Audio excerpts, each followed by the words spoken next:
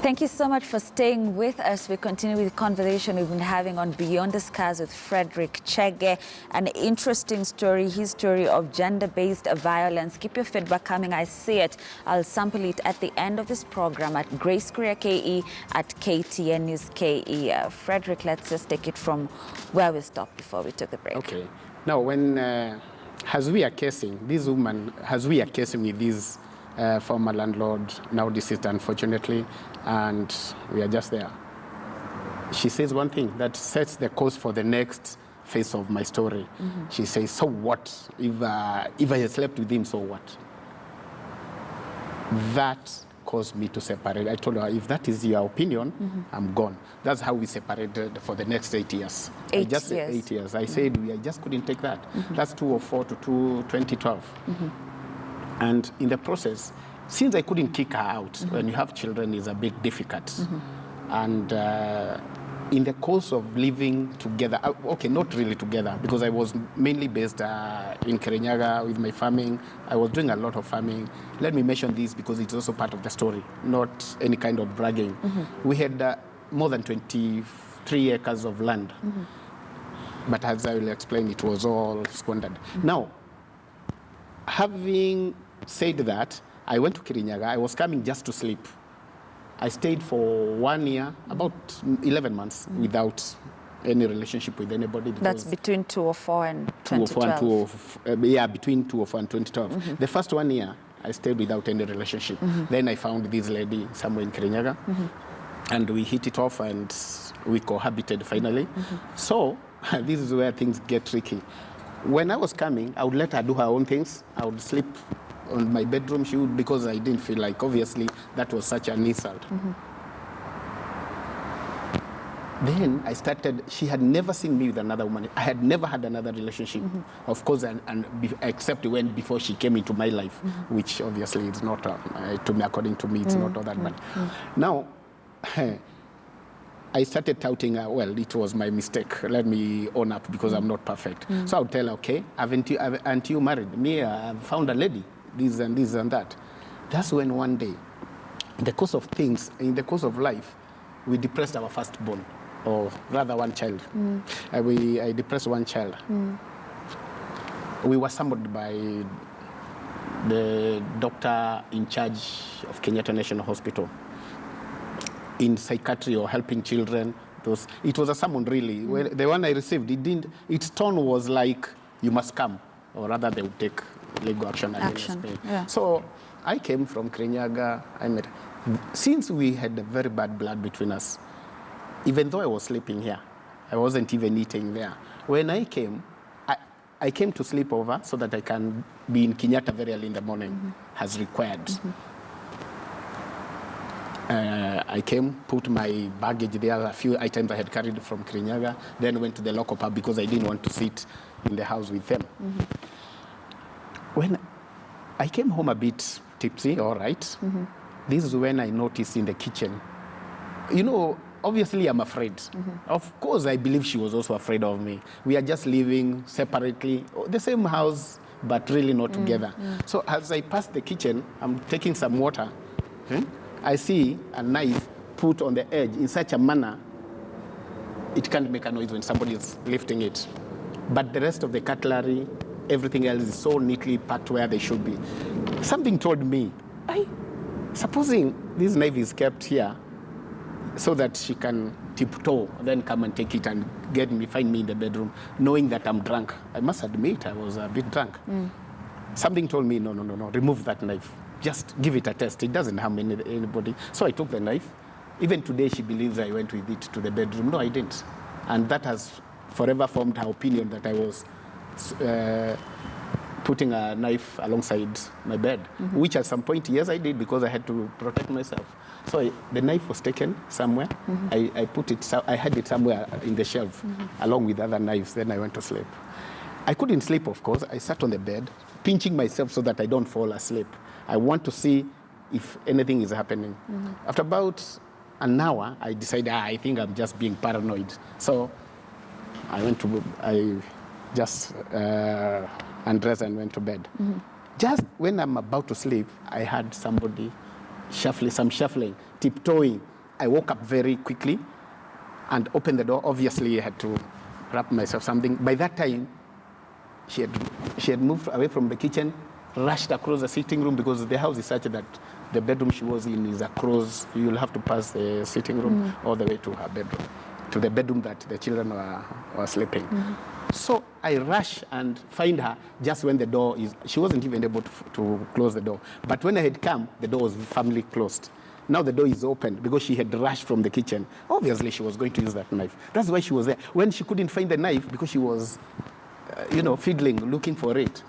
That's what took her enough time for me to be able to wake up and find her just when she's entering the main room, her bedroom. The bedroom.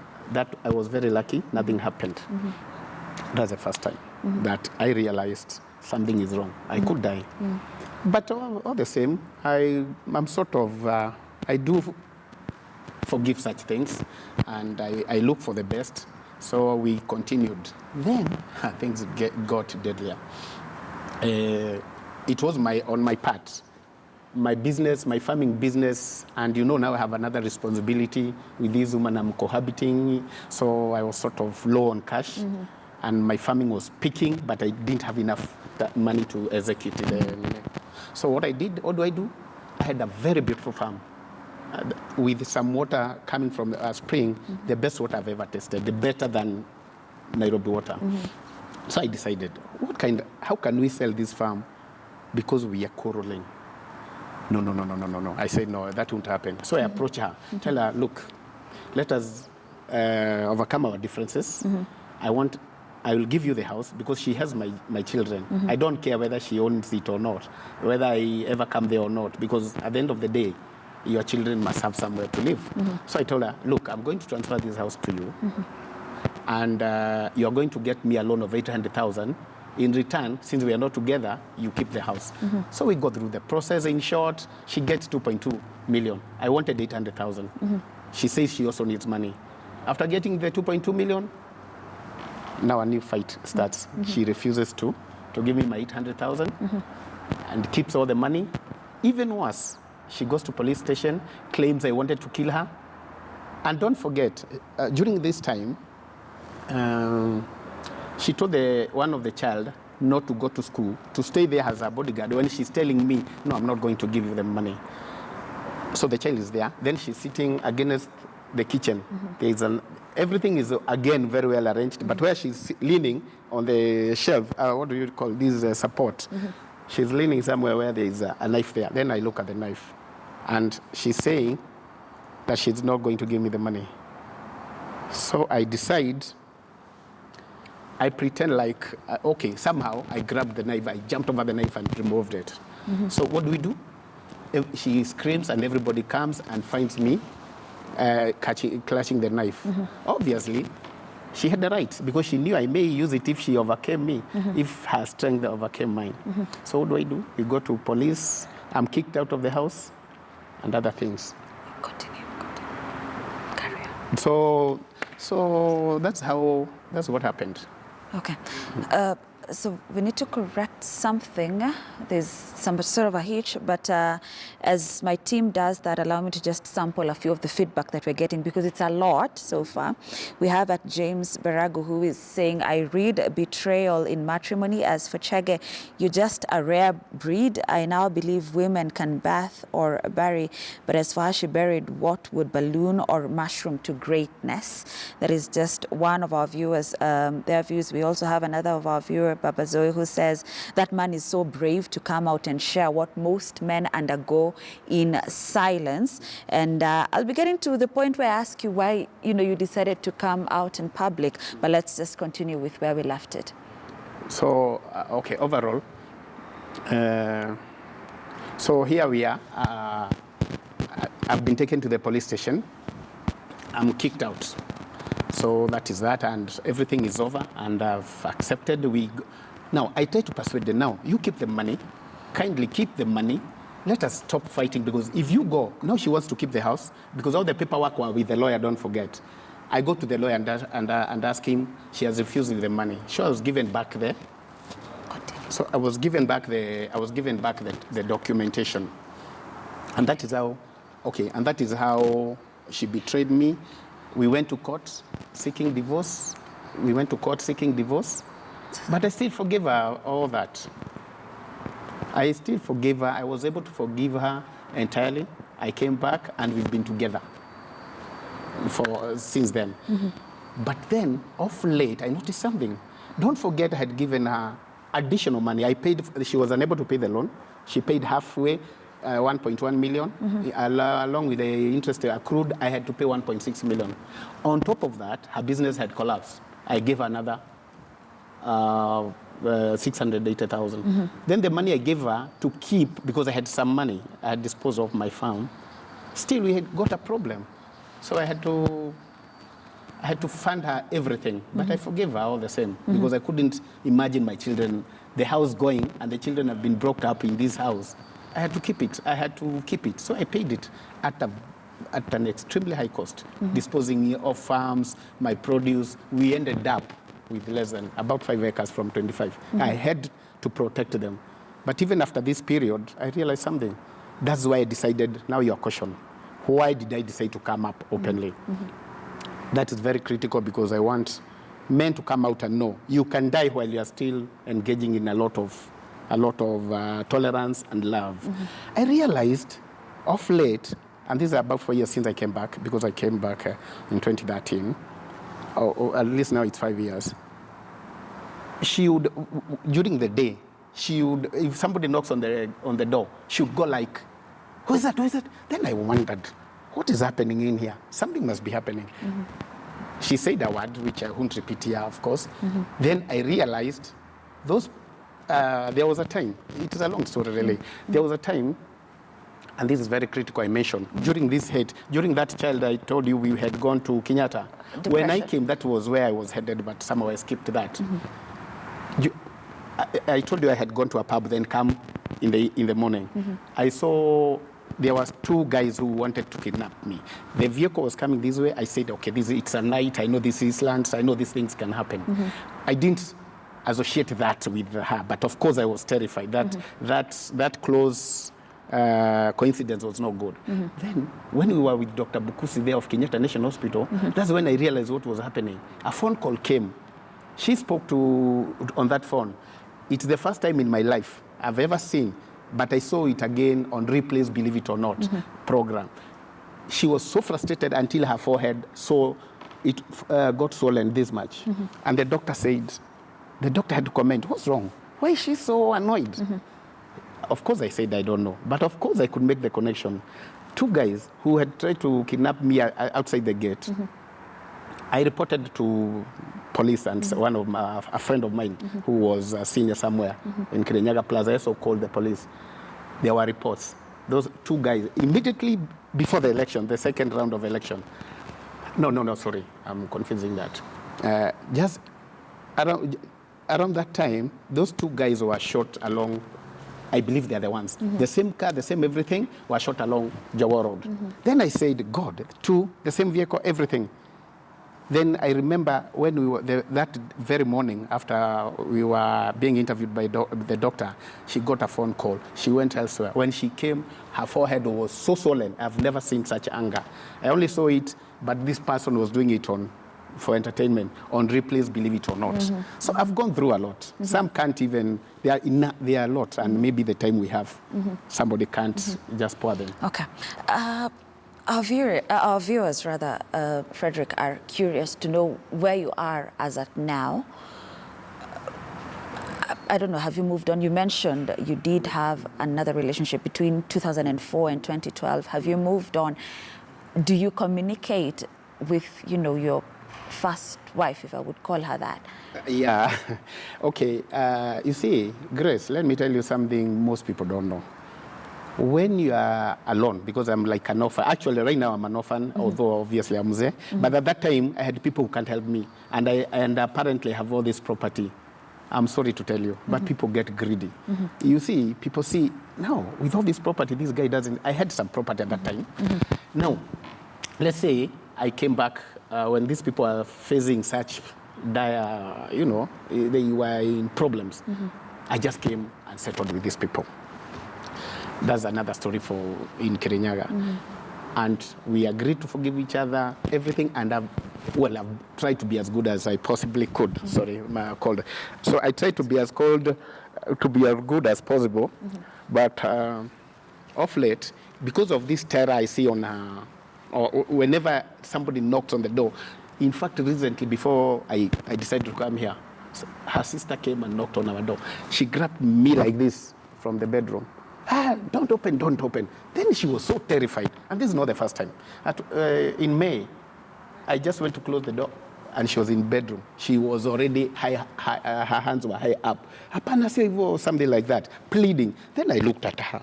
What am I going to do to this woman? One, she can't tell. Somebody who cannot agree to go to HIV, and there is nothing. That means she cannot tell you deep secrets. So I decided she's going, we are endangering her, she's endangering me, she's endangering the children. I realized in her business in town, maybe she's dealing with the wrong people. I got scared because if something happens to her, I'll automatically go to jail. If something happens, maybe if I had any wealth that can be seen right now, like maybe buying a good car or building, like I had done some extensions, there are people, and that's a story for another time, if you will. There are people I've realized the ones who are probably the ones who have been sent, the ones who lost these two guys who wanted to kidnap me. I believe they still have her on their tenterhooks. They follow her. If she's rich, they are going to demand. Okay. That's why she's terrified in the house. And I felt that fear. And I realized we could die, or I could be hurt without knowing the reason. And I felt very terrified. That's why I decided, no, I'm going to go public. Okay. Because if I die, it's no help. Sure. Frederick, let me be a bit fair here, because she's not here to also share her side of the story. And we actually have one of the comments from our viewers. I believe he's at Dice VD. I hope I pronounced that right. He says there are two sides of a story, and allow me now just to read the other part of his tweet. But your wife is not here. And I know you've mentioned you did say you're not perfect, you mentioned that time that you were drunk. But you started by telling us some of these traits that you pointed out in your wife, even before you guys got married, even though it was the traditional way. But are there some things that you probably believe pushed her to sort of pushed her to sort of behave the way she did?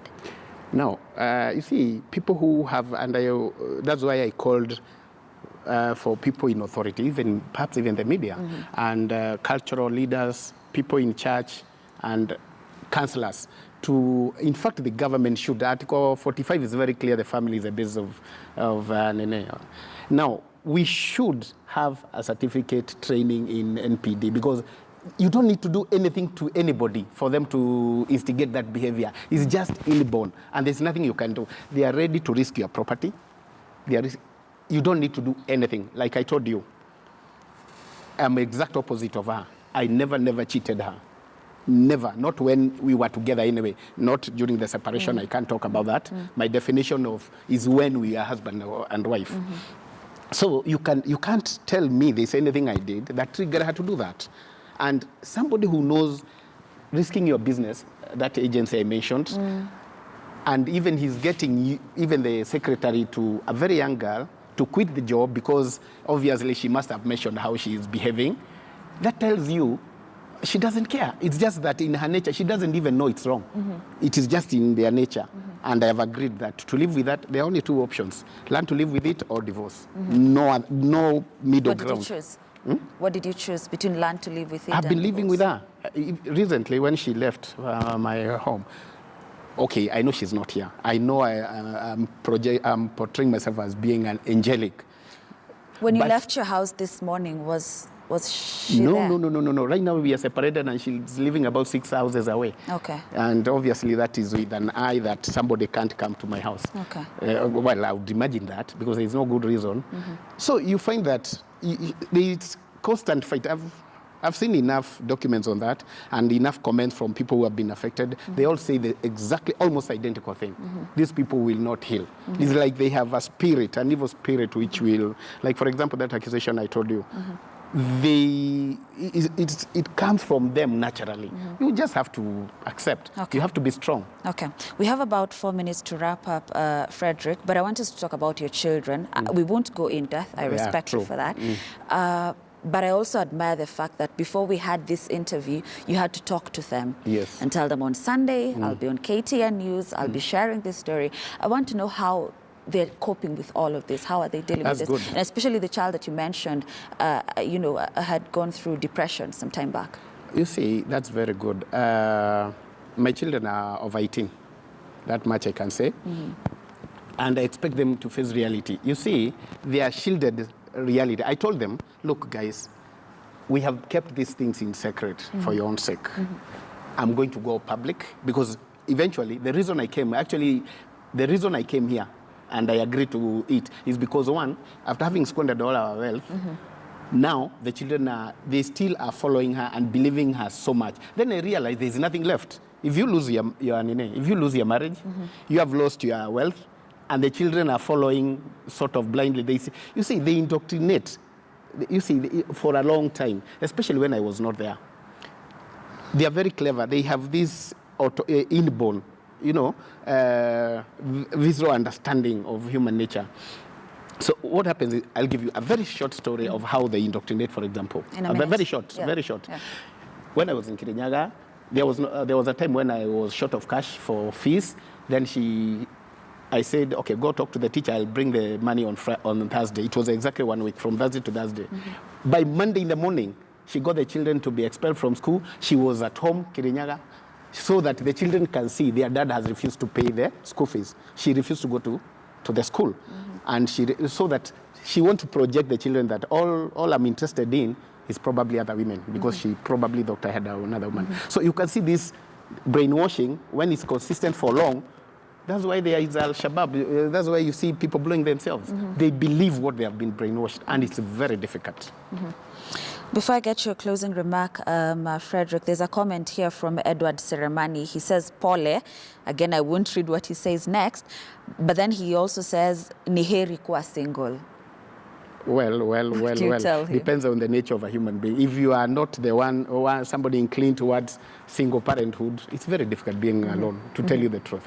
And this is the first time.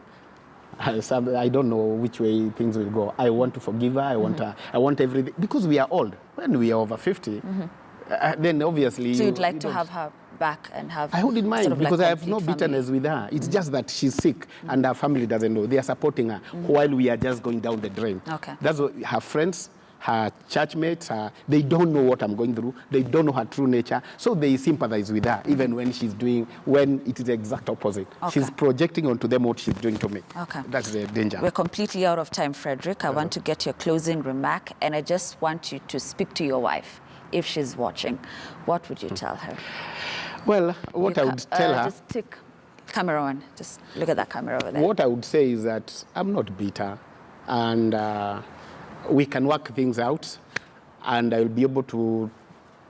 I've been able to handle this long, I'll be able to handle again. It's only for the sake of children, and as part of a wider implication, I would ask the government to look into this. See Serikali's idea. I want pastors to look into it. There are a lot of people going. In fact, there are people dying, literally. And I don't mean as a metaphor. I mean literally. People are dying because of this secrecy. For example, if I didn't talk about the knife, would anybody know? You can't talk to your children. You can't be a crybaby. She will only tell you that your dad is sleeping. But they already knew, right? They're not finding out about it now. Of course, they knew we had a problem, but some details you can't talk with the kids so openly. It's so difficult. Those are too detailed. Okay. So they don't know. They only know the part they are told, because you can't really put your kids there and talk to them. It's a good thing, though, they're over 18. Yeah, they are over 18. So I decided to go public and talk to them. Yeah, because I believe there are so many people going through hardship. They see you are very strong going up, but there are things that can happen that can destroy you. Sure. Okay, so just allow me to end it there. Completely short of time. A lot of comments. Just reiterating one that, the first one I read that you're a really strong man, because not many people come out, and speak the way you have. A lot of the feedback, which some I have already sampled, but let me just take a last one at Bakari Del Auto, who says, I love your show. Thank you so much. that's where we end it on Weekend Express Beyond the Scars. Thank you so much for tuning in. Ben Kitili will be here at 11 a.m. with Inside Politics. I'll be back at 1 p.m. with Weekend at 1. Once again, thank you so much for tuning in. I appreciate all your feedback. My name is Grace Kuria. Enjoy the rest of your day.